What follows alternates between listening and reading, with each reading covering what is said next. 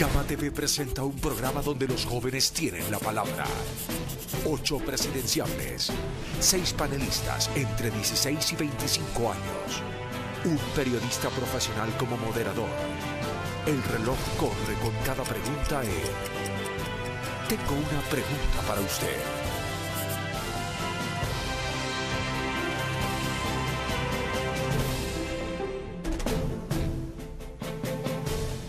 Esto es Tengo una pregunta para usted. Buenas noches. Qué gusto, amigos, que nos acompañen nuevamente en este espacio que busca una interacción directa de nuestros jóvenes con los candidatos a la presidencia de la República para que conozcan directamente sus planes y propuestas. El aspirante a Carondelet se ubicará aquí en este lugar y será interpelado por los 6 jóvenes panelistas a quienes les damos la más cordial de las bienvenidas. Les agradecemos su presencia y también sus preguntas. Les contamos que ellos tienen edades que comprenden entre los 14 y 28 años. La participación de ustedes, nuestros televidentes, es también importante para nosotros y por ello están habilitadas nuestras redes sociales. Pueden escribirnos en Twitter a @unapreguntaparaud y también interactuar a través de nuestra página de Gama TV en Facebook. Conocer qué opinan nuestros jóvenes migrantes es también la intención de este espacio y para ello a lo largo del programa estableceremos contactos con Klaus González, quien está en Estocolmo, Suecia, y también agradecemos las inquietudes de Andrea Romero, quien reside en Nueva York, Estados Unidos. Gracias, jóvenes. Más adelante estaremos con ustedes y con sus preguntas. Ahora sí, es momento de iniciar. Tengo una pregunta para usted. Buenas noches y bienvenidos. El 57.5% de los jóvenes posee un celular.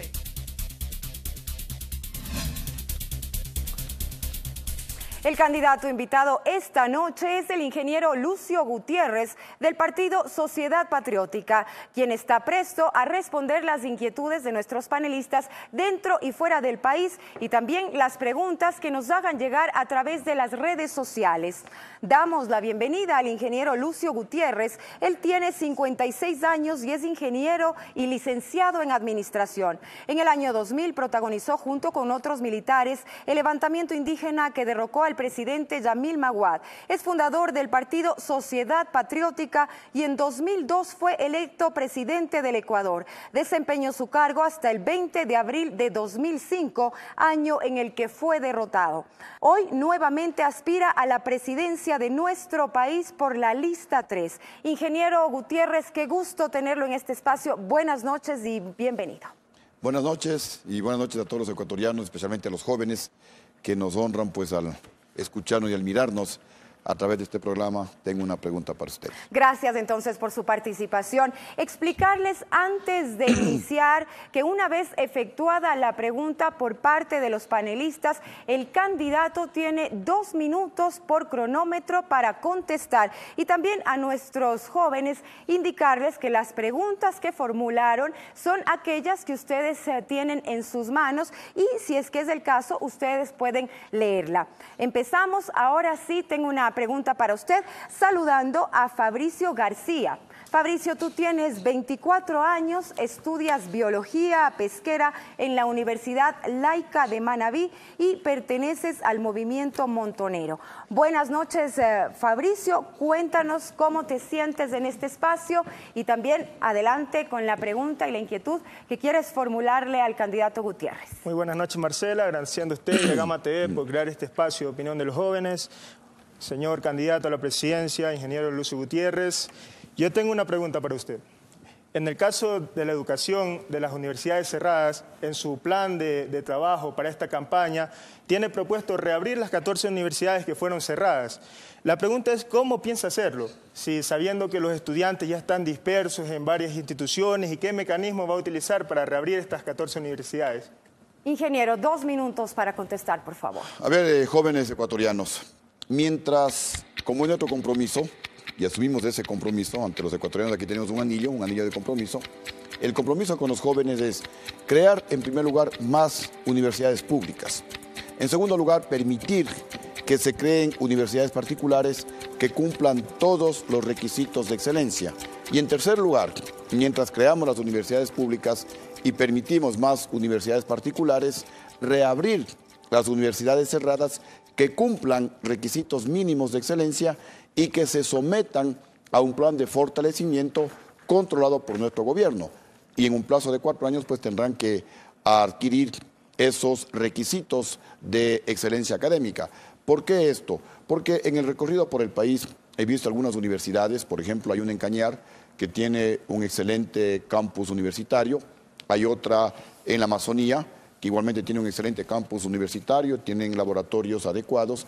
Entonces, si esas universidades y otras que pudieran existir, no conozco las restantes, si se someten a este plan de fortalecimiento y si tienen esos requisitos mínimos, pues el compromiso nuestro sería reabrir esas universidades. Porque para cerrar universidades hay que planificar y hay que dar alternativas a los jóvenes. No se puede dejar, desde nuestro punto de vista, es irresponsable, a 62,000 jóvenes sin la posibilidad de que estudien y sin darles una alternativa. Entonces lo que queremos es no dejarles a esos jóvenes prácticamente sin esa alternativa, sin la posibilidad de que estudien, y por eso es esa nuestra propuesta, reabrir las universidades que cumplan requisitos mínimos de excelencia y que se sometan, pues, repito, a un plan de control, de fortalecimiento por parte de nuestro gobierno. Buenas noches, ingeniero Gutiérrez.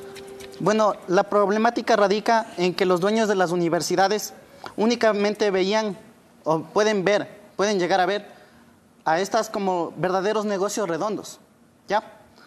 A costa de la educación mediocre que le pueden brindar a la sociedad. Y también tenemos que tener en cuenta que solo con la generación de nuevos conocimientos técnicos, científicos, podremos salir del subdesarrollo. Yo era estudiante de la Universidad Autónoma de Quito y yo me siento perjudicado, ¿ya? Pero ¿cómo evitar otra vez que vuelva a suceder una enseñanza, una educación pésima? Los controles están bien, tendrían que ser siempre motivados por la excelencia académica, pero ¿cómo en concreto planea usted realizar estos controles? Ya les estoy mencionando, universidad que cumpla esos requisitos mínimos, ¿cuáles? Que tengan laboratorios, que tengan el personal de profesores adecuado, con la preparación académica respectiva, que tengan el espacio físico para un campus politécnico o campus universitario, que presenten un plan de fortalecimiento. A esas universidades les vamos a dar la posibilidad de que se puedan reabrir, repito, pues controlado por nosotros, para que ese plan de fortalecimiento que ellos nos presenten lo vayan cumpliendo. Deberán haber objetivos intermedios y el plazo será pues en 4 años que esas universidades adquieran los niveles de excelencia. Mientras, como les mencioné a ustedes, vamos a crear más universidades públicas porque hay provincias como la de Santo Domingo de los Áchilas, como la provincia del Napo, como otras provincias de la Amazonía, Sucumbíos, que no tienen universidad. Nos tocará reformar la ley de educación superior que prohíbe abrir nuevas universidades para que se les dé esa alternativa a los jóvenes de esas provincias, especialmente para la gente pobre, porque un gobierno tiene que preocuparse por la educación, especialmente a la gente pobre, la que no puede acudir a las universidades privadas. Fabricio, tú tienes la posibilidad de una repregunta y también quisiéramos, Diego, que nos cuentes. Tú estudiabas en la UNAC, nos dices, ahora has accedido ya a otra universidad. ¿Estás estudiando en alguna universidad de mejor calidad? Claro, o sea, en realidad... ¿En dónde estás ahora? Ahora estoy en la Universidad Internacional del Ecuador. ¿Y la diferencia en el tema educativo es sustancial? Sí se puede decir que existe un mayor nivel académico en la universidad en la que ahora me encuentro. Usted habla de un plazo, reabrir las universidades y darles un plazo para que éstas mejoren. Le recuerdo que ese plazo el gobierno ya le dio antes a estas 14 universidades y no cumplieron con estándares de calidad y debieron ser cerradas. Yo pretendo desde el primer día de mi gobierno iniciar esos controles para que las universidades adquieran requisitos mínimos de excelencia. Ingeniero, el gobierno actual ha invertido 1.100 millones de dólares en educación. Este dinero ha salido de un fondo llamado FOPEDEUPO, que viene directamente de la recaudación tributaria existente en el país.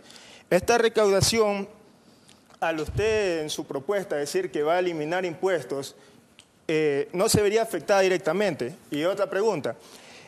Actualmente hay una propuesta interesante que viene desde el gobierno, que habla de una ciudad del conocimiento, Yachay, y 4 universidades más, incluyendo esta, que son un proyecto a nivel mundial, un poco ejemplificando lo que pasa en Corea, que gracias a estas ciudades de desarrollo han logrado tecnología de punta. Ahora tienen marcas como Kia, LG, tantas marcas que han salido simplemente de estos centros de investigación. Miren, jóvenes, no todo lo que brilla es oro. Este gobierno dice que ha invertido más que los otros gobiernos y posiblemente, pero no hay una inversión de calidad. Miren lo que dice el NMDU y el INEC, que Lucio Gutiérrez en 2 años se incrementó la tasa neta de matriculación básica en un 9.4%. En esos mismos 2 años, con este gobierno apenas se incrementó el 2.1%. ¿Qué significa esto? Que en el gobierno de Lucio Gutiérrez, con menos dinero, 4 veces y media más niños entraban en las escuelas, igualmente más jóvenes entraban en los colegios y también más jóvenes entraban en las universidades. Sería interesante contrastar la información, ingeniero Gutiérrez, por ejemplo, con cifras también del INEC, le comento, acceso a la educación inicial. 2011, 9 de cada 10 niños y niñas que van a la escuela, 20% de la población más pobre, usted hablaba del 2%. Bachillerato 2007 al 2011, el 66% más de jóvenes indígenas y 70% más de jóvenes afroecuatorianos van al bachillerato.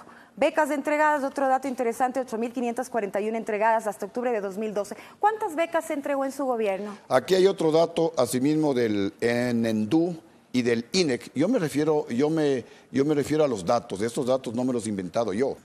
Aquí hay un artículo del economista Vicente Albornoz que se publicó en el periódico El Comercio el 26 de febrero del 2012. Les voy a leer solamente un pequeño párrafo. Dice, en realidad, cuando Lucio Gutiérrez era presidente, nunca se subieron los impuestos. Para ser exactos, hasta se bajó unos pocos aranceles. Cuando Lucio era presidente, la pobreza cayó más rápido que en toda la historia del Ecuador. ¿Por qué yo planteo reducir impuestos? Porque en mi primer gobierno ya reduje impuestos. ¿Y cuáles son los impuestos que yo planteo reducirlos? Reducir el impuesto a las tierras, porque no es lógico que en un país como el Ecuador, que es eminentemente agrícola... También dice en su propuesta que va a reducir los impuestos a las empresas que tienen más empleados. Esto quiere decir que las empresas que tienen menos empleados van a pagar más impuestos. No, a ver, les voy a explicar. Voy a reducir impuestos a las tierras, voy a reducir impuestos verdes, voy a reducir los impuestos del 5% de la salida de capitales, voy a reducir el impuesto, o voy a eliminar todos estos impuestos, voy a eliminar el impuesto del SOAT y lo voy a reemplazar por un seguro que asumirá nuestro gobierno y tendrá que ser entregado de inmediato en un plazo no mayor de 48 horas. ¿Cuál es la otra propuesta? La otra propuesta es dentro del plan que se llama Mi Primer Empleo, para los jóvenes recién graduados de las universidades y de los colegios técnicos y también para los adultos mayores, porque ahora tener más de 40 años, eso bueno no les atañe a ustedes, pero se ha convertido casi en un delito porque no le quieren dar trabajo. Entonces la propuesta nuestra es rebajar impuestos a las empresas, que le den el primer empleo a los jóvenes recién graduados de las universidades, que les den trabajo a los adultos mayores y también a las personas con discapacidad. Lo que queremos es que los jóvenes no sigan emigrando al exterior. Se gradúan de la universidad y no tienen dónde trabajar. Entonces pretendemos, dando este incentivo a las empresas... del tema, porque como que eso es el tema económico... Sí, pero me está preguntando y le estoy respondiendo. Pero yo quería decirle acerca de elevar el debate un poquito más de ideas y no tanto en el tema de que quién no hizo y quién sí hizo, sino entender a la universidad que hoy se encuentra por esto a un proceso histórico mismo, ¿no? Una universidad colonial, que no se ve aquí una lucha de ideas, una batalla de las ideas y en ese sentido yo a su propuesta no le veo una cosa más de ideas. Nosotros hemos debatido en un montón de lugares, los universitarios, acerca de otra vez levantar una propuesta de tercera reforma universitaria, que sea ideas, que recuperemos reformas como las de 18 de Córdoba. Aquí mismo en la Universidad Central, Manuel Agustín Aguirre planteó una segunda reforma en la universidad. Puede tener aciertos y desaciertos, pero, elevar el debate a ese tipo de situaciones. Pongamos de decir, ¿qué es lo que queremos? Vamos a regirnos a un plan nacional. No es una cosa como de libertad y de que cada uno va a hacer las cosas que uno quiere, de que el que quiere estudia lo que le dé la gana. Entonces, en ese sentido, solo quería poner que a mí me parece más del hecho de fortalecer las universidades públicas. No hemos hablado de investigación, qué líneas generales vamos a coger. No es una cosa de sumar 1 más 1 es 2, sino que somos una sociedad que debemos tratar de de tener como ideas nuevas. ¿Querías acotar algo tú? Quiero contarle algo. Por ejemplo, en mi caso yo soy un estudiante secundario y tomando en cuenta la aptitud que dijo el compañero acerca de la tercera reforma universitaria, pues hablamos de un proyecto de inclusión que sería bueno considerar a los estudiantes secundarios. En mi caso estoy cursando el último año de bachillerato y yo me encuentro en un panorama en el que hay más universidades privadas en mi ciudad de Quito que en universidades públicas. Estamos incluso comparándonos ya a un tema como son las universidades de Chile, donde tenemos incluso más universidades privadas que universidades públicas. Y si usted habla de que se va a fortalecer las universidades públicas, pero sin embargo va a quitar tasas de impuestos, como lo planteaba mi compañero, ¿con qué dinero usted va a fortalecer esas universidades públicas y con qué dinero usted va a crear esas universidades públicas? Miren, jóvenes, posiblemente ustedes tal vez, claro, eran muy jóvenes, pero miren, en mi primer gobierno es cuando se tuvo la mayor reducción de la pobreza de toda la historia. En mi gobierno, con un precio del barril de petróleo de apenas $18, es cuando más se reduce la pobreza en toda la historia del Ecuador. En los 2 años yo manejé alrededor de 11.000 millones de dólares. El actual gobierno en 6 años ha manejado alrededor de 140.000 millones de dólares, es decir, 13 veces más. Entonces no se necesita tener mucho dinero para ser eficientes. Aquí lo que interesa es la calidad del gasto, es la calidad de la inversión. Y a veces con menos dinero, y bien invertidos, se puede conseguir mayores resultados, mucho más eficaces, que teniendo mucho dinero sí se lo despilfarra. ¿Cuánto dinero invertiría, candidato, en la creación de nuevas universidades? ¿Cuál es el monto estimado? ¿Cuál es el modelo de desarrollo que yo le estoy ofreciendo al pueblo ecuatoriano? Que tiene 3 ejes. El primer eje es el apoyo total a la agricultura, a la pesca y al turismo. Sería? Voy allá. El segundo eje es el impulso total a las micro, pequeñas y medianas empresas. Y el tercer eje de nuestro modelo de desarrollo es invertir con prioridad en salud, en educación y en vivienda. En educación tenemos que invertir, tenemos que cumplir lo que dice la Constitución de la República. ¿Cuántos recursos en educación? Todos los que sean necesarios. No, pero una cantidad. A ver, es que les voy a explicar, no es aquí solamente de soplar y hacer botellas. Para crear una universidad pública se requiere una ley que tiene una serie de puntos. Tiene que presentarse todo el proyecto, tiene que presentarse el pensum de estudios, eso tiene que ser aprobado por varias instancias y cuando está todo previsto, igualmente pues tiene que asignarse de acuerdo a ese proyecto el financiamiento respectivo en el Ministerio de Economía y esa ley tiene que ser aprobada por la Asamblea Nacional y tiene que ser puesto el ejecútese por el presidente de la República. Se quedan algunas preguntas del tema del presupuesto, el tema de si es que el ingeniero Gutiérrez va a apoyar la creación de estas nuevas 4 universidades que se propone. Concluimos el primer bloque de Tengo una pregunta para usted. Regresamos con más inquietudes. El turno será para Diego Aslalema. Cuéntanos, Diego, ¿qué temática deseas abordar con el ingeniero Gutiérrez? Sí, quería abordar un poco acerca de cómo va a eliminar la pobreza y la generación de empleo. Nos quedamos entonces con tu pregunta, nos vamos a una pausa y luego la respuesta del candidato. Quédese aquí. El voto no es obligatorio para los jóvenes de 16 a 18 años.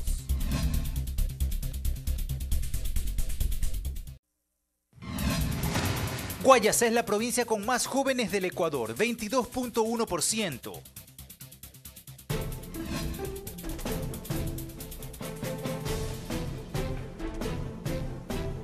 Gracias por continuar con nosotros. Ahora el turno de las preguntas es para Diego Aslalema. Y permíteme antes presentarte, Diego. Tienes 27 años y estudia Ciencias de la Educación en la Universidad Técnica Particular de Loja. Diego es miembro del Frente Democrático Universitario. Te escuchamos, Diego. ¿Cuál es tu inquietud?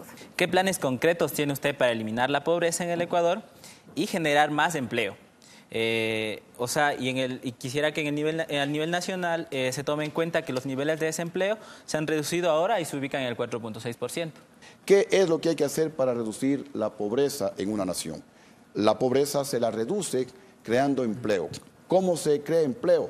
Trayendo inversiones productivas, en este caso pues al Ecuador. ¿Cómo vendrán las inversiones productivas? Hay que incentivarlas, hay que preparar un escenario favorable. En mi gobierno las inversiones privadas extranjeras bordearon el orden de los 1.800 millones de dólares y el Ecuador en el 2003-2004 era el país de la región de América del Sur que más inversión extranjera recibía. En la actualidad, pues el Ecuador, por diferentes circunstancias, es el país que menos inversión extranjera recibe de la región, es decir, de América del Sur. ¿Qué vamos a hacer nosotros para crear fuentes de empleo? Vamos a motivar que retornen las inversiones productivas al Ecuador. ¿Cómo las vamos a motivar? No les cobraremos impuestos a las nuevas inversiones productivas. Mientras más empleo generen, mientras más riqueza, mientras más desarrollo generen, más años no les cobraremos impuestos. Puede ser 3 años, puede ser 5 años, puede ser 7 años. ¿Cómo más vamos nosotros a motivar la generación de empleo? Daremos créditos al 1%, a los jóvenes recién graduados de las universidades y también pues a los campesinos, a los artesanos, a los agricultores, a los pescadores. ¿Qué más vamos a hacer? Ya lo mencionamos, rebajaremos impuestos a las empresas que les den el primer empleo a los jóvenes recién graduados de las universidades y los colegios técnicos. Después de 4 años de crisis mundial, en la que muchos de los países que están sufriendo ahorita mucha embatida en el tema de la pobreza, el desempleo, son quienes hace algunos años hicieron lo mismo que usted. O sea, sería abrir las puertas a los capitales, pongamos en el tema estricto de los bancos, son grandes capitales que se preocupan por su lucro y que en el transcurso del tiempo lo que han hecho es, por esa razón de preocuparse por su lucro, ellos no están viendo por la cuestión de la sociedad. España es un gran ejemplo de que todo eso fue hecho por ciertos grupos que a la larga llevaron a que la sociedad en su totalidad tenga sus problemas de pobreza. Su respuesta. Completamente de acuerdo. El Ecuador es inviable con altísimas tasas de interés que bordean el 20% que cobran los bancos. Por eso justamente vamos a dar créditos al 1% con 2 años de gracia y a 5 años plazo a los jóvenes recién graduados, pero también a los artesanos, a los campesinos, a los agricultores, a los pescadores, a los pequeños comerciantes, a los emprendedores. Y vamos nosotros a bajar los niveles de inflación para que los bancos bajen los intereses de los préstamos, como se dieron en mi gobierno, en donde se daban créditos al 6, al 7, al 8%. Y si no bajan los bancos, vamos a traer banca internacional para que a través de la competencia les obliguen a los bancos ecuatorianos a ser más eficientes y bajen las tasas de interés. Porque comparto plenamente con ustedes, el Ecuador es inviable si es que continúan las tasas de interés de alrededor del 20%. Hay que bajar las tasas de interés. De nuevo le insisto un poco para, como usted mismo dice y como dice el actual presidente, no hay que soplar botellas nomás y que se hagan, elevar un poco el debate, porque yo le estoy poniendo que es una cosa científica que pasó, que al traer estos capitales extranjeros, sí hay, a la larga hay problemas, porque incluso puede venir una bonanza donde viene la novela de que las virtudes de interés individual van a crear, como soplar botellas, un bienestar común. Y eso no se ha dado. O sea, ¿qué más ejemplo que el banco Lehman Brothers? Que quebró y que hizo estar en el filo a una economía tan fuerte que se puede decir como de Estados Unidos. Yo lo que sí quisiera es como elevar ese tema, porque el tema ideológico también es importante, porque es que se va a hacer, no es una cosa de que doy más dinero y todo esto va a estar mejor, algo así. Por eso mismo le estoy explicando, para que ustedes... Pero déjeme contestarle acá y luego para que usted me pregunte. Eso mismo le estoy explicando. Yo estoy hablando de inversiones productivas. ¿Cuáles son las inversiones productivas? Son las que generan empleo, son las inversiones que generan desarrollo para un país. Posiblemente las inversiones a las que usted se refiere son las inversiones que se las conoce en el mercado como inversiones golondrina, que vienen solamente a los bancos, ganan intereses y el rato menos pensado se van. ¿De dónde provendrían estas inversiones? Estas inversiones, primeramente lo que tenemos que hacer es crear confianza.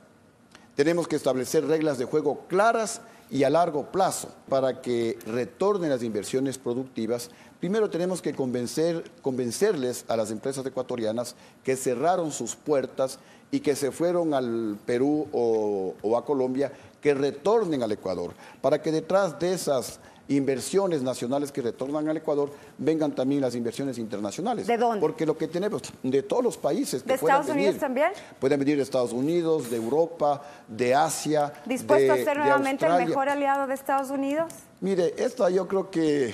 Pero bueno, gracias por hacerme esa pregunta. Miren, ecuatorianos, cuando yo me reuní con el presidente de Estados Unidos, presidente electo de manera democrática y reelecto democráticamente, cuando salí de esa reunión hubo una rueda de prensa. Yo le dije a ese periodista que podría ser el mejor aliado de los Estados Unidos, pero en 5 cosas.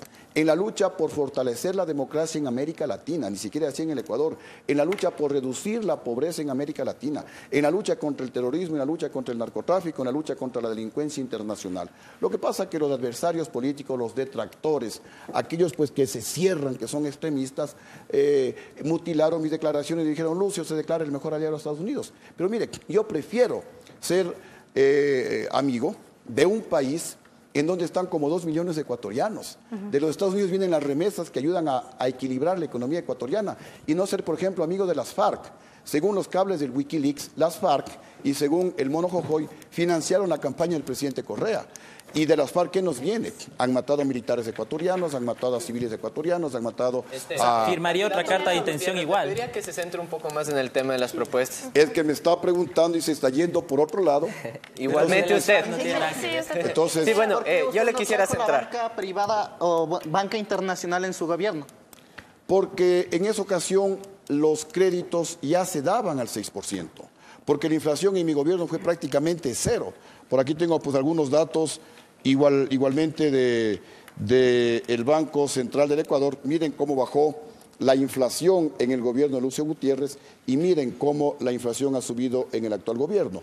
En mi gobierno pues se daban ya créditos al 6% y los créditos, el interés de los préstamos seguía bajando y quería llegar a tasas internacionales del 4, del 3, del 5%. Como ahora los intereses están demasiado altos, alrededor del 20%, el Ecuador es inviable. Ningún emprendimiento, ninguna microempresa puede rendir frutos en el Ecuador con tasas de interés tan altas. Entonces, tenemos que bajar esas tasas de interés por las buenas o por las buenas. Listo. Bueno, yo le quisiera replantear. Usted planteaba de que en los últimos años no hemos tenido incentivos en inversiones extranjeras, lo cual, bueno, tomando en cuenta que el Ecuador, el segundo excedente más importante en economía ecuatoriano es el turismo, hemos tenido sumamente buenas inversiones a nivel internacional, considerándonos al Ecuador a nivel internacional y nivel sudamericano como uno de los mejores países costaneros. Y también preguntarle, porque usted habla de no cobrarles impuestos a esas inversiones extranjeras y hablamos de préstamos del 1% y de bajarles de intereses a esa banca privada que es a nivel internacional. Tomando en cuenta el compañero que habló sobre el tema de España y sobre los bancos de España, incluso tomando otro ejemplo de Europa, que es Grecia, que literalmente Grecia se está cayendo a pedazos por el tema de las remesas y por el tema de las inversiones extranjeras justamente del Fondo Monetario Internacional. Tomando en cuenta esas dos experiencias a nivel internacional de dos economías que eran sumamente sólidas en el nivel europeo, ¿usted cree en verdad que es factible generar esas inversiones extranjeras sin cobrarles intereses? Perdón, yo también quería acotar a la están pregunta mezclando las cosas. A ver, señorita, por favor. Para acotar a la pregunta de mi compañero, lo que quería decirles es que si bien es un modelo que ya se dio en algunos países gracias a las ideas igual de por ejemplo, Milton Friedman, por ejemplo, en Chile o en Argentina, y ya sabemos que eso no funcionó. Ya que las inversiones privadas, si bien usted dice que no les va a cobrar impuestos, tampoco son una garantía de que les den trabajo a gente ecuatoriana, por ejemplo. Eso por un lado. Y tampoco que sus sueldos mejoren y mejore la calidad de vida. Porque las empresas privadas, como bien sabemos, y menos si no les va a cobrar impuestos, no van a cumplir con los requisitos mínimos para los ecuatorianos aquí. Si es que usted está pidiendo que sea mi primer empleo para los estudiantes recién graduados y para personas, por ejemplo, de la tercera edad o discapacitados. A ver, jóvenes, están mezclando las cosas. A ver, vamos a aclarar las ideas. Primero, que Grecia y España entraron en crisis económica fundamentalmente por el despilfarro, fundamentalmente porque incrementaron de una manera descomunal la burocracia en esos gobiernos. Ahora, acá yo estoy ofreciendo créditos del 1% a los ecuatorianos, a los jóvenes recién graduados, a los artesanos, a los campesinos, a los agricultores, a los pequeños comerciantes, a la gente del pueblo, a la microeconomía, porque queremos reactivar la microeconomía para fortalecer la economía ecuatoriana. Eso no tiene nada que ver con lo que estoy planteando acá, por favor, jóvenes, ubíquense bien. Acá yo lo que estoy planteando es que en base a un buen manejo económico de mi gobierno, bajando la inflación, eliminando el despilfarro, terminando con la corrupción, con el sobreprecio en la obra pública, y licitando las obras, yo lo que pretendo es bajar esa inflación y crear un ambiente favorable para que los bancos y los banqueros bajen las tasas de interés de los préstamos, pero por favor no mezclemos, no confundamos las tres cosas. Si no tienen las ideas claras, por favor pregunten para yo aclarar. Por eso le preguntamos. En ese sentido, Smith decía que los bancos... Él trata de decir que no es por la benevolencia de ellos, sino ellos se preocupan de su lucro. Y en eso estamos nosotros queriendo decir. Y eso no lo hemos dicho nosotros, le ha dicho un economista. Sí, un economista que ha hecho muchos libros y usted conocerá algo de eso también. Entonces, no estamos nosotros perdidos. Estamos diciendo de que aquella inversión, Smith ya lo dijo, ellos se van a venir no a preocupar de los intereses nacionales. Ellos se vienen a preocupar de sus afanes de lucro. Y que a la larga eso ha hecho que explote en Estados Unidos, en el país más poderoso del mundo, ha hecho que explote y que la gente también tenga pobreza, tenga desempleo y toda la cosa. Eso es lo que no queremos. O sea, queremos una creación heroica del Ecuador. Queremos que no sea una cosa solo de que pongo más plata y me parezco a Estados Unidos, firmo una carta de intención. Me informan en este momento que tenemos listo nuestro primer contacto. Nos vamos a ir hasta Suecia, en su capital, Estocolmo. Está Klaus González, quien tiene 26 años, trabaja en la construcción y vive desde hace 11 años fuera del país. Klaus, adelante, te escuchamos.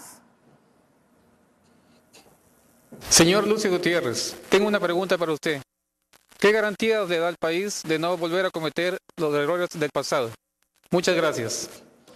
Por favor, ingeniero. Muchísimas gracias. Miren, yo asumo un compromiso, aquí estamos con los jóvenes, aquí tengo un anillo de compromiso de no volver a cometer los errores políticos que yo cometí. Como por ejemplo, hubo algunos familiares de los 2 hermanos que somos nosotros, 12 de sangre y 6 políticos, 6 de sangre, 6 políticos, somos 12, 3 estuvieron en cargos públicos. Napoleón Villa, a quien se le ha cuestionado muchísimo de manera injusta, estuvo menos de 2 meses en el cargo público. Una hermana estuvo 2 o 3 meses en el Banco del Estado en un cargo secundario y otra hermana estuvo como parte de la embajada del Ecuador en Argentina, pero no como embajadora ni como cónsul general. Sin embargo, ninguno de mis hermanos entró a robar. Ese es un error que no lo voy a volver a repetir. Ninguno de mis hermanos firmó contratos por 1 centavo con mi gobierno, como ahora se han firmado contratos por centenas de millones de dólares, como ahora pues se manejan las empresas vinculadas, que son empresas ecuatorianas, de una manera totalmente fraudulenta. Así que ese error no lo voy a volver a repetir. Se me acusó de haber metido las manos en la Pichicorte. No lo hice, la Pichicorte la nombró el Congreso Nacional, sin embargo he asumido un porcentaje de responsabilidad. Igualmente con la mano en el corazón, y es mi compromiso no meter la mano en la justicia, aclarando que jamás con la justicia yo protegí alguna pillería de algún funcionario de mi gobierno, ni perseguí con la justicia absolutamente a ningún opositor político. Es más, esa Pichicorte no duró más de 3 o 4 meses. Igualmente se me acusó de que yo habría de alguna manera actuado para que venga el expresidente de la Bucarán. Totalmente falso. El que le trajo fue la Corte Suprema de Justicia. Sin embargo, también he asumido un porcentaje de responsabilidad y también mi compromiso es que eso no va a volver a suceder nunca más. Lo que sí quiero aclarar es que nunca cometí un error que afecte a la ética, a la moral pública y al bolsillo del pueblo ecuatoriano. ¿Por qué la población, a través de un grupo impresionante de gente en las calles, lo derrocó? Miren, aquí está la respuesta. Aquí está la respuesta. Me hace una pregunta, déjeme contestarla. ¿Qué dice este periódico El País? Chávez financió derrocamiento de Gutiérrez en Ecuador. Y esto es escrito por Julian Assange, ahora protegido por Rafael Correa. ¿Qué dice en uno de los párrafos? Él dice que hubo crecientes contactos entre el gobierno de Venezuela, cubanos, miembros de las FARC y terroristas locales, así como grupos de extrema izquierda que actuaron por conceptos ideológicos. El golpe de Estado en contra de Lucio Gutiérrez fue un complot ideológico internacional que continúa. Ingeniero, Formaba ¿y la parte. gente en las calles? Primero, aclaremos, este es un canal incautado, este es un canal público, este es un canal que prácticamente lo dirige Rafael Correa. Y no tiene nada que ver. Bueno, ¿es una pregunta para que yo hable sobre las propuestas o es una emboscada? Seamos claros. Pero en todo caso, señorita, aquí se habla que desde septiembre del 2004 se financió el golpe de Estado en contra de Lucio Gutiérrez. Por supuesto que hubo gente que voluntariamente, por estar pues en contra de que con Lucio Gutiérrez el Ecuador tuvo el mayor crecimiento económico de la historia, con Lucio Gutiérrez hubo la mayor reducción de la pobreza de la historia, con Lucio Gutiérrez hubo total estabilidad económica por primera vez durante todo el periodo de gobierno. Alguien posiblemente no estuvo de acuerdo con eso y salió democráticamente a protestar, y eso pues obviamente es legítimo. Ahora saludamos a Eduardo Picuasí. Él tiene 21 años, es estudiante de Jurisprudencia y Ciencias Sociales de la Universidad Internacional. Buenas noches, bienvenido a ti también, Eduardo. Cuéntanos, ¿cuál es tu pregunta? Muy buenas noches con todos. Primeramente agradecer por esta invitación al programa. A ti por aceptar. Muchísimas gracias. Bueno, candidato Gutiérrez, tengo una pregunta para usted. Con todo gusto. Ya, de ser electo presidente, ¿cómo ayudaría a la tecnificación de las personas que practican la minería a pequeña y mediana escala? Tal vez ayudaría a la creación de asociaciones. ¿Y cuál sería su manera de castigar a dichos grupos en caso de incumplir con las responsabilidades y obligaciones coexistentes que necesariamente tienen que haber? Ya, les doy cuál es nuestra visión general sobre el tema. Nosotros queremos preservar de la mejor manera el medio ambiente para ustedes, para los jóvenes. Y dentro de esa visión vamos a fortalecer la legislación ambiental para reducir al máximo las posibilidades de que se impacte ambientalmente el territorio ecuatoriano. Es decir, reducir al mínimo el impacto ambiental. Y dentro de eso, consciente de que la minería contamina, la minería a escala abierta contamina mucho más.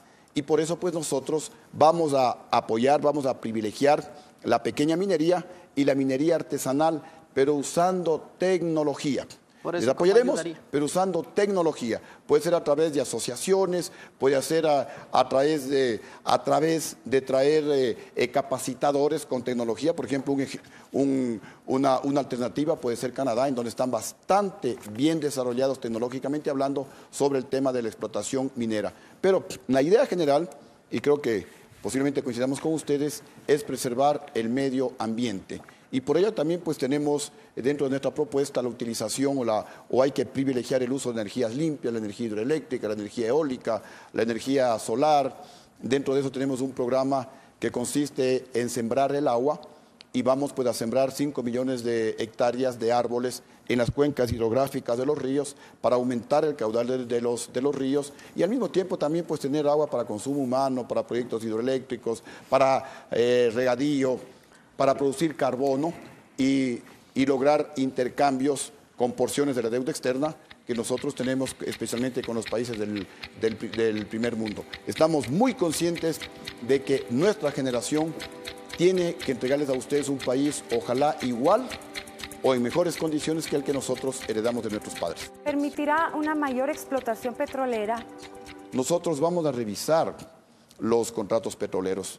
Creemos que algunos podrían ser lesivos al interés nacional, especialmente firmados con la China, algunos firmados con Venezuela, porque no ha habido la licitación respectiva. ¿Usted volvería a ingresar a la Texaco como una de las organizaciones industriales para mejorar la producción petrolera del Ecuador? Es decir, ¿usted consideraría de nuevo a la Texaco? Miren, jóvenes, ustedes que se están abriendo a la vida y que pueden ser nuestros futuros gobernantes, quiero darles una recomendación. Cuando yo era presidente, le decía a mi pueblo, especialmente a los pobres, que la mejor política social es manejar la economía de una manera sana, responsable, disciplinada y técnica. No nos está respondiendo a la pregunta. No nos vayamos, como quien dice, por las ramas. Yo, todos los contratos petroleros, y voy a contestar la pregunta suya, lo haré bajo licitación, jamás a dedo, como se ha hecho con este gobierno. Todo será licitación transparente, licitación para que todos participen y la mejor oferta, la que más convenga a los intereses de los ecuatorianos, esa oferta pues será la que nosotros nos vamos apoyemos. Ahora a una pausa, si es que me permiten. Al regresar continuaremos con las preguntas de ustedes, por favor, y el turno será para Shadi. Cuéntanos cuál será tu temática. Vamos a hablar acerca de algunas de sus propuestas de campaña, como son las de la exigencia de visas a los inmigrantes. Nos quedamos con ello entonces, regresamos. El mes de diciembre es el favorito para casarse, mientras que octubre es el elegido para divorciarse.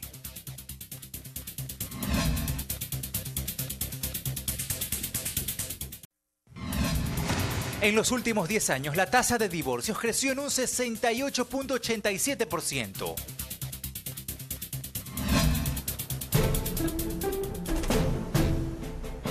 Regresamos con Tengo una pregunta para usted. Ahora el turno es para presentarles a Shadi Heredia. Ella tiene 23 años de edad, es estudiante de Medicina Veterinaria de la Universidad San Francisco de Quito. Shadi, coméntanos tu inquietud para el candidato. Gracias, Marcela. Ingeniera, mi pregunta es la siguiente. Usted ha dicho que va a exigir visas a los visitantes extranjeros. ¿Cree que esta exigencia reducirá la inseguridad en el país? ¿No le parece que es una propuesta un tanto discriminatoria? ¿Y no cree que además afectaría significativamente a su otra propuesta de campaña, que es fomentar el turismo al país? Miren, permítanme en forma rapidísima, porque ya se acaba el tiempo, también comentar dos temas para los jóvenes en materia de educación. Conmigo, si soy presidente, volveremos al libre ingreso a la universidad. Ingeniero, disculpe, únicamente... o sea, quisiera que primero me conteste la pregunta. Permitámonos entonces primero a la inquietud, bueno, por favor. Ok, miren, uno de los temas más graves que tenemos en el Ecuador es la inseguridad, es la delincuencia. Nadie está seguro en el Ecuador. Todos mientras trabajamos estamos pensando que a lo mejor nos están robando la casa, a lo mejor nos están robando nuestro vehículo. Si somos padres de familia, estamos pensando que a lo mejor le están vendiendo droga a nuestros hijos en las escuelas, en los colegios, en las universidades. A lo mejor cuando nuestros hijos regresan de la universidad los van a asaltar, los van a robar. Entonces es mi decisión enfrentar con todo a la delincuencia. Y la mejor manera es reducir la pobreza, creando empleo, pero paralelamente vamos a tomar otras medidas, como la pedir visa a los extranjeros. País que nos pida visa a nosotros le vamos por reciprocidad a pedir visa a ese país. Lo que queremos es limitar o filtrar el ingreso de personas indeseables al Ecuador. Los buenos extranjeros serán recibidos como siempre, con los brazos abiertos, pero junto con los buenos extranjeros, porque se han abierto las fronteras de par en par, y el Ecuador es tierra de nadie y tierra de todos. Entran los sicarios a matarnos. Junto con los buenos extranjeros entran los narcotraficantes a inundar de droga el Ecuador, los delincuentes a robarnos. Entonces quiero filtrar. Disculpe, ¿usted tiene alguna estadística acerca de esto? Pero por supuesto, pues, en el gobierno mío la delincuencia había, pero era tolerable. El sicariato casi no se conocía, no se vendía como ahora libremente droga en las universidades, en los colegios. No morían las niñas por consumo de sobredosis de heroína, por ejemplo. Entonces, eso es lo que nosotros queremos evitar. Y para los malos extranjeros que ya estén en el Ecuador, haremos un censo. Los buenos extranjeros tendrán todo mi apoyo, se quedarán en el Ecuador, pero los que tengan antecedentes delincuenciales serán repatriados a sus países. Fomentará la xenofobia, ingeniero, quizá en algún sentido. Y también nos olvidamos que, por ejemplo, todos tenemos quizá un familiar migrante. ¿Nos gustaría que ese trato les den a nuestros familiares, por ejemplo, en España, en Estados Unidos? Si no han sabido, para uno ir a España hay que sacar visa. Si no han sabido, para ir a Estados Unidos hay que sacar visa. Para ir a cualquier país en donde están nuestros compatriotas hay que sacar visa. Pero no podemos ser ciegos, no podemos convertir al Ecuador en el paraíso de la delincuencia internacional, o dicho de otra manera, en el basurero de la delincuencia internacional. Aquí tenemos mafias de varios países, mafias italianas, mafias de Ucrania, mafias de países asiáticos, mafias de países africanos. Aquí están los carteles de la droga. Tenemos un plan que se llama Ecuador seguro para invertir, Ecuador seguro para producir, Ecuador seguro para vivir. Eso es lo que quiero y por eso le vamos a enfrentar con todas nuestras fuerzas sin darle tregua a la delincuencia. Usted dice que no pedirá visado, por ejemplo, a países que no nos exijan lo propio a los ecuatorianos. Caso de Colombia. Colombia en la región es el país con mayor alto índice de narcotráfico, todos lo sabemos. ¿Qué hice en mi gobierno?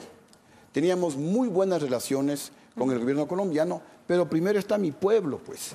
La caridad comienza por casa. Y yo les pedí visa a los colombianos. El pasado judicial a los colombianos para que los buenos colombianos sigan viniendo, pero sin ningún problema al Ecuador. Pero los delincuentes, los miembros de las FARC, los narcotraficantes ya no podían ingresar libremente al Ecuador, como hoy está sucediendo, porque se les quitó el pasado judicial. Repito, compatriotas, por encima de todas las cosas está el Ecuador, está mi pueblo, y la función fundamental y la misión, pero primigenia del presidente de la República es darle seguridad a su pueblo. Y actualmente estamos a merced de la delincuencia en el Ecuador. Les recuerdo únicamente, Simón Trinidad fue capturado precisamente en su gobierno y estaba en el Ecuador. Por supuesto, por supuesto. Te presento, permíteme presentarle primero a nuestra siguiente panelista.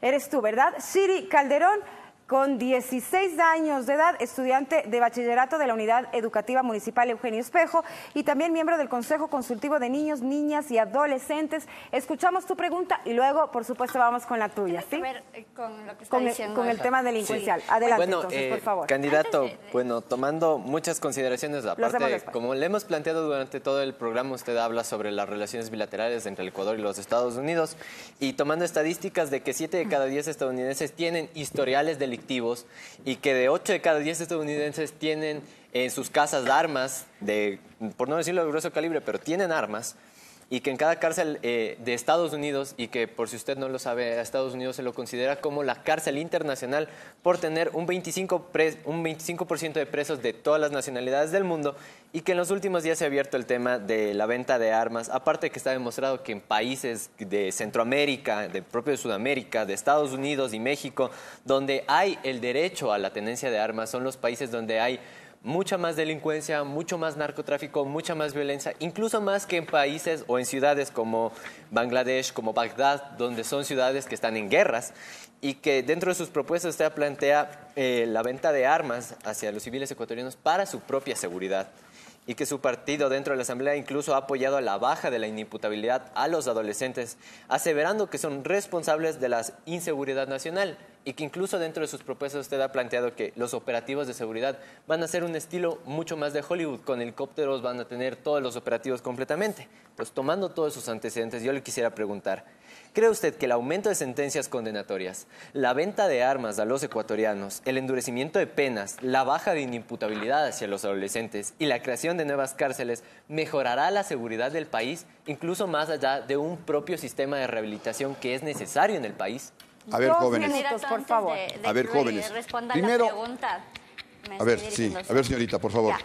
Usted en la pregunta anterior hablaba de los buenos inmigrantes. ¿Qué entender por buenos inmigrantes? Los que tienen dinero, porque al comienzo de su intervención hablaba de ligar a la pobreza y a la delincuencia. Entonces hay una criminalización de la pobreza. Exacto. A ver, jóvenes. Un momentito. Y entonces, al ser los adolescentes, en este caso, jóvenes que no tienen trabajo, son más propensos a ser delincuentes. A ver, jóvenes, ustedes están poniendo en mi boca palabras que no he dicho. Por favor, centrémonos a las cosas que estoy diciendo yo, y si por ahí tal vez tienen anotaciones, corríjanlas. Yo no he hablado que solamente voy a tener relaciones diplomáticas, comerciales con los Estados Unidos, con todos los países democráticos del mundo, y vamos a priorizar con aquellos países con los cuales el Ecuador tenga intereses mucho más acentuados que los otros países, primera cosa. Segunda cosa, en ningún momento he hablado de venta de armas. En los Estados Unidos la población puede tener libremente armas. Si alguien puede comprarse un misil, se lo compra, no hay ninguna restricción. Ese es el un extremo que yo personalmente creo que es malo.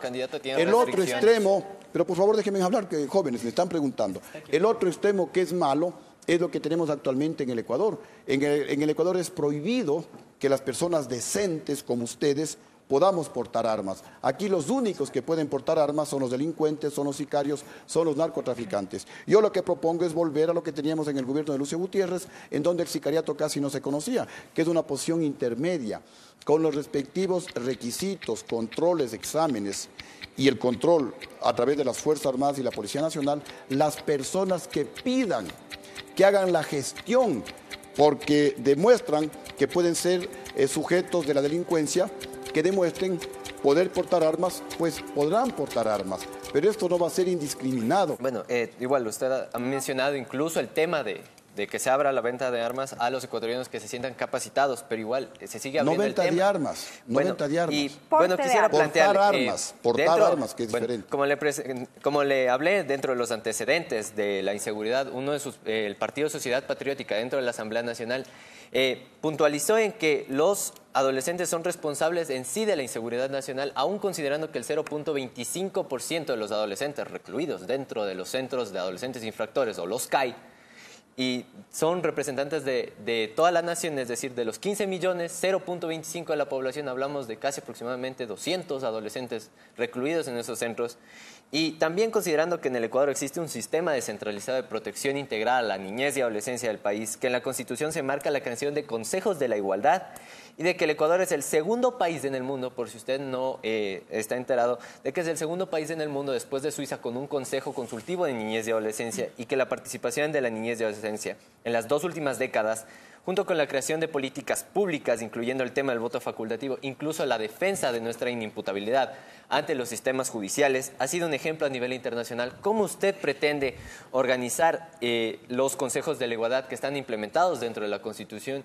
¿Y cómo pretende que la niñez y adolescencia tenga y siga manteniendo la participación, incluyéndonos con la juventud, dentro de sus políticas públicas? Brevemente, candidato, por favor. Miren, yo soy un hombre que respeto las libertades. Algunas, pues, con algunas posiblemente no estoy de acuerdo, pero soy muy respetuoso, soy muy tolerante. Y nosotros, pues, lo que queremos es que nuestros adolescentes, nuestros jóvenes, nuestros niños, pues, sean lo mejor formados que sea posible. Y no estamos en contra de los adolescentes, más bien todo lo contrario. Lo que yo estoy hablando son de medidas más bien preventivas. Yo hablo de, por ejemplo, crear fuentes de empleo. Yo hablo de darles créditos al 1% a los jóvenes recién graduados. Yo hablo de rebajar impuestos a las empresas que les den el primer empleo a los jóvenes, justamente para evitar que los jóvenes caigan presa de las pandillas o presa del narcotráfico. Y antes de que se me acabe el tiempo, por acá me decían que cuáles son los buenos inmigrantes. Nunca hablé de buenos o malos inmigrantes, hablé de los buenos extranjeros. Serán bienvenidos en el Ecuador, los que quieran hacer turismo, los que quieran visitar el Ecuador. Los malos extranjeros, los que tengan antecedentes delincuenciales, serán pues aquellos que a través del pedido de visa o de pasado judicial serán impedidos de que ingresen libremente al Ecuador. Continuamos contigo. Tú tienes 22 años, eres estudiante de Sociología de la Universidad Central y también tienes una pregunta para el candidato. Adelante, por favor. Gracias, Marcel. Mi pregunta para usted, candidato, es la siguiente. Uno de los legítimos intereses nacionales ha sido la defensa de la soberanía. En este interés coinciden países como Venezuela, Cuba, Argentina y Bolivia. Tomando en cuenta que los acuerdos comerciales históricamente se han configurado a más de intereses económicos, coincidencias políticas y coincidencias culturales, ¿usted rechazaría acuerdos políticos y económicos con países que están bajo la mirada mundial por ser catalogados como antidemocráticos o terroristas? Miren, nuevamente, jóvenes, la economía y los acuerdos comerciales tienen que ser manejados, firmados de una manera técnica, no ideológica.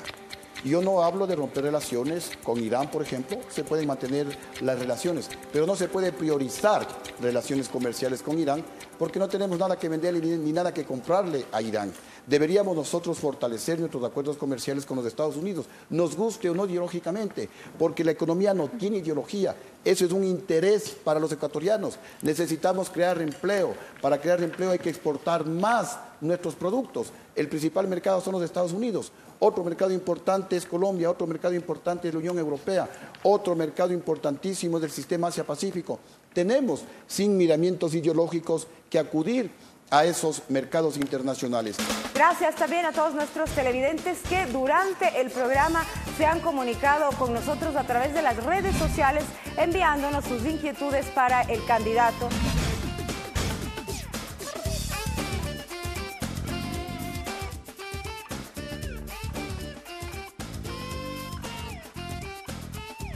Giselle Estefanía, si su propuesta de campaña es reducir impuestos, ¿de dónde piensa sacar el presupuesto para realizar obras? Licitando las obras, combatiendo el robo, combatiendo la corrupción. $1.500 millones eliminarán impuestos, es decir, sí, mire, es un rubro bastante importante en realidad. ¿Cuánto se invierte actualmente en obra pública, alrededor de 10.000 millones de dólares. ¿Cuánto calcula que se roban? Alrededor de un 30%. Estamos hablando de 3.000 millones de dólares. Tenemos otra inquietud, me informan a través de las redes sociales y el Twitter. Es de Caterín Muñoz. Esta pregunta es para Lucio Gutiérrez. Dice, ¿qué cree que va a tener el apoyo del pueblo después de que defraudó al país, supongo? Miren, obviamente eso es lo lindo de la democracia. Los que quieren que sigan subiendo los impuestos, que siga habiendo cada vez más desempleo, que sigan habiendo casos de escándalo como la narcovalija, como entregar $800.000 a DUSAC, como los títulos falsos, como plagiar la tesis,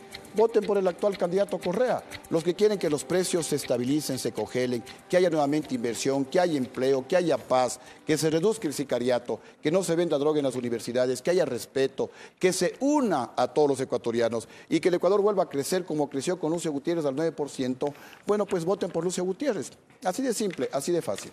Una última pregunta, por favor, se nos terminó el tiempo. Listo. Al hablar usted de compromiso y de que usted habla de que usted va a garantizar que no va a cometer los errores que usted cometió en su pasado gobierno, ¿podría volver a decir la frase o morir en el intento? Bueno, veo que vinieron bien adoctrinados, jóvenes, les felicito.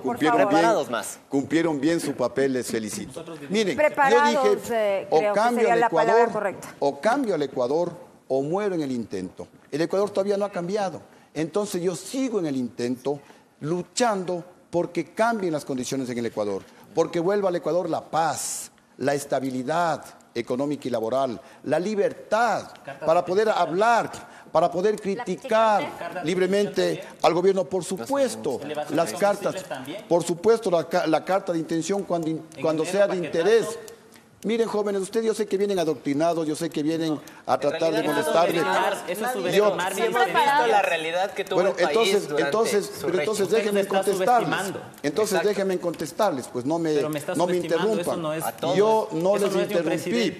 Vean, jóvenes, yo no les interrumpí cuando ustedes me preguntaban. Acá me está haciendo una pregunta. A mi pregunta es de ingeniero. Bueno, ¿cuál es el entrevistado, jóvenes, pues? Es que tampoco no contestan nuestras preguntas. Vámonos en orden, por favor, ya se termina el programa. Les estoy diciendo que el Ecuador no ha cambiado, entonces yo me mantengo en el intento de luchar porque vuelva la libertad al Ecuador.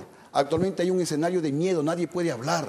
Si es periodista, lo botan de su trabajo. Únicamente recordarle, hablaba de libertad. 25 de marzo de 2003 se creó la Comisión Anticorrupción en su gobierno, adscrita a la presidencia. A él se le atribuye, Alejandro Nájera me refiero, elaborar una lista de enemigos del gobierno que incluía a periodistas. Del jefe político de Quevedo en Los Ríos envió un comunicado a la prensa local en el que prohibía la publicación de información en contra del jefe de Estado. 5 de septiembre de 2003 se anuncia la creación de una ley para sancionar a los mentirosos, calumniadores, chismosos e infames de la prensa, cito textualmente. También hay algunos temas más con respecto a los periodistas en su gobierno. Indagación previa en contra del periodista Diego Kendo, cuando le preguntó a un funcionario de su gobierno, el ministro de Bienestar Social, si conocía de un aporte electoral de las FARC al entonces candidato Gutiérrez.